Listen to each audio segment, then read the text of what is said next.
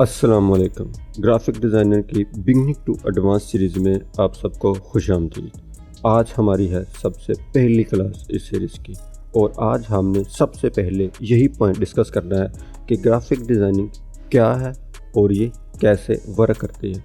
जब तक आपको ये पॉइंट ही क्लियर नहीं है कि डिज़ाइनिंग असल में क्या चीज़ है तो आप कोई भी एक अच्छा डिज़ाइन नहीं बना सकते। तो सबसे पहले इस चीज़ को समझने के लिए कि डिज़ाइनिंग क्या है, हम इससे भी पीछे की जो थोड़ी सी थ्योरी है उसको ज़रा डिस्कस करते हैं। अब एक आम नॉर्मल सा लफ्ज़ है कम्युनिकेशन। उसका मतलब आप सभी जानते हैं कि कम्युनिकेशन क्या है।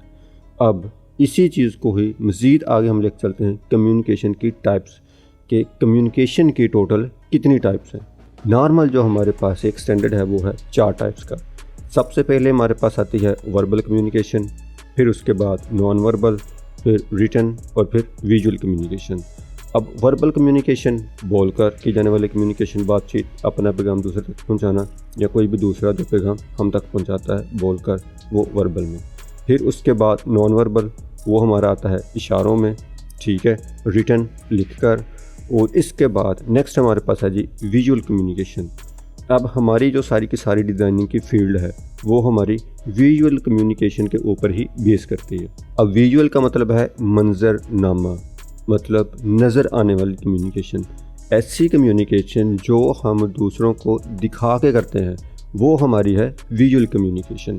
सबसे मेन पॉइंट हमारा यहाँ पर ही है और यहीं से ही हमारी डिज़ाइनिंग वाली जो फील्ड है वो स्टार्ट होती है। यहाँ पर ये लफ्ज़ तो क्लियर है कि हमने दिखा कर कम्युनिकेशन करनी है, लेकिन हमने कहाँ पे दिखाना है, कैसे दिखाना है और किसको दिखाना। अब ये चीज़ आती है जब कोई भी बंदा अपना चाहे छोटा कारोबार शुरू करे या अपनी कोई बहुत बड़ी कंपनी स्टार्ट करता है, तो सबसे पहले उससे क्या चाहिए, उसको लोगो चाहिए, उसको बिज़नेस कार्ड चाहिए, उसको लेटर हेड पर चाहिए, उसने बाहर फ्लेक्स भी लगवानी है, बिलबोर्ड भी लगवाना है, ब्रोशर भी बनवाने हैं।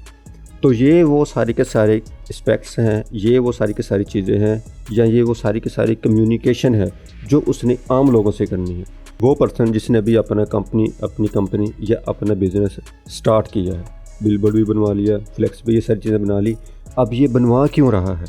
क्योंकि वो लोगों से कम्युनिकेट कर रहा है कि जी ये मेरी दुकान है या ये मेरा बिज़नेस है, ये सर्विसेज मैं प्रोवाइड करता हूँ, ये प्रोडक्ट्स मेरे पास हैं, आप आएँ, मुझसे रब्ता करें और ये सर्विस मुझसे ख़रीदें।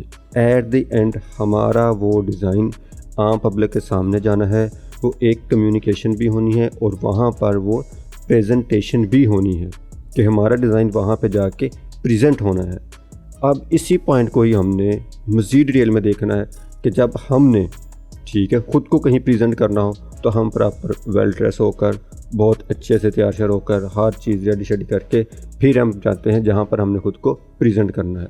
वो चाहे कोई फंक्शन हो, चाहे हमने किसी फंक्शन में स्पीच करनी हो, चाहे हमने कोई नात पढ़नी हो, जहाँ भी हमने ख़ुद को प्रेजेंट करना हो, हम वहाँ पे क्या करते हैं, हम बहुत अच्छे से तैयार श्यार होकर, रेडी होकर फिर हम वहाँ पर जाते हैं। तो यहाँ पर भी हमने इसी चीज़ को ही फोकस करना है कि हमारा जो डिज़ाइन है वो एट द एंड कहाँ जाना है, पब्लिक में। और वो जो बंदा या जो क्लाइंट हमसे डिज़ाइन बनवा रहा है, ये उसकी प्रेजेंटेशन है। हर एक डिज़ाइन जो है ये है एक प्रेजेंटेशन। अब यहीं पर एक लफ्ज़ आता है ब्रांड आइडेंटिटी डिज़ाइन, कि हमने एक बंदे को जो डिज़ाइन बना के देना है या दे रहे हैं वो उसके कारोबार की एक शनाख्त है।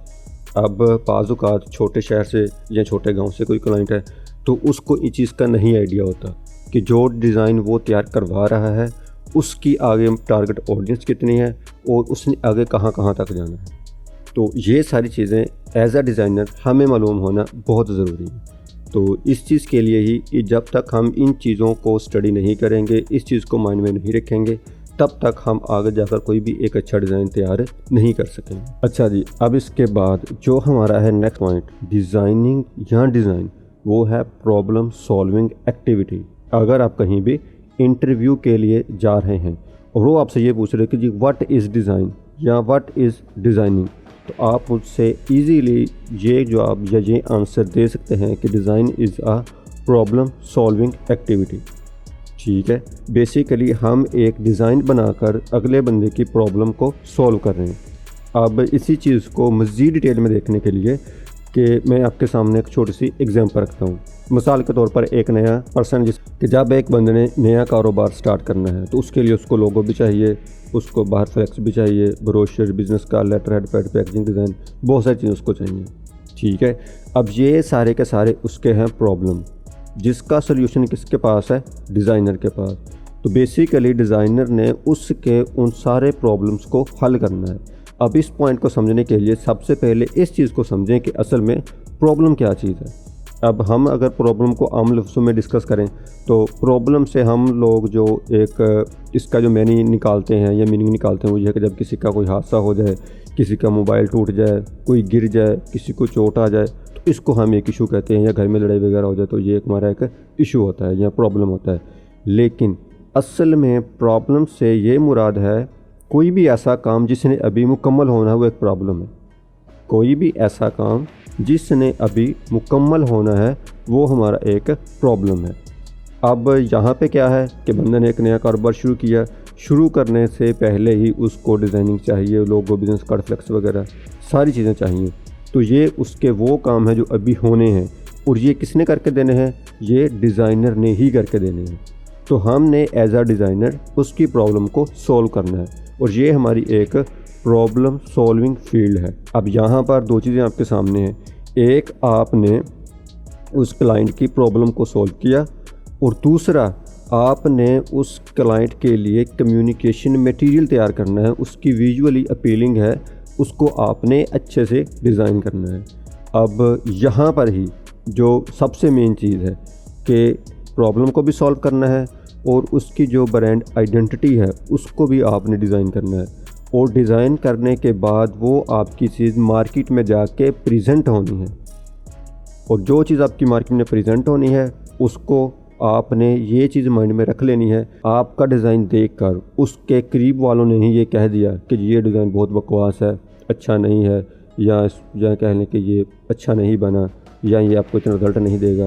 कोई भी आपके सामने, उस बंदे के सामने डिज़ाइन को लेकर 3 से 4 नेगेटिव रिव्यू आ गए तो समझ लें कि वो क्लाइंट आपका बाद में आपसे कभी भी काम नहीं करवाएगा। तो अभी चूँकि आप बिगिनर हैं, ठीक है, या आप इंटरमीडिएट लेवल के डिज़ाइनर हैं और आपने इससे आगे प्रोफेशनल लेवल तक कैसे जाना है, तो जुड़े रहिए मेरे साथ। इंशाअल्लाह मैं इस सीरीज़ में बिगिनर से लेकर एडवांस लेवल तक कैसे डिज़ाइनर बनता है, या कैसे डिज़ाइनर बनने के लिए कौन कौन सी चीज़ों का हमने मद्देनज़र रखना है, इसी चीज़ को लेकर हम आगे चलेंगे। फ़िलहाल आज की क्लास यहाँ तक के लिए काफ़ी है। उम्मीद है यहाँ तक आपको सारी चीज़ें बिल्कुल अच्छे से डिटेल से क्लियर हो चुकी होंगी।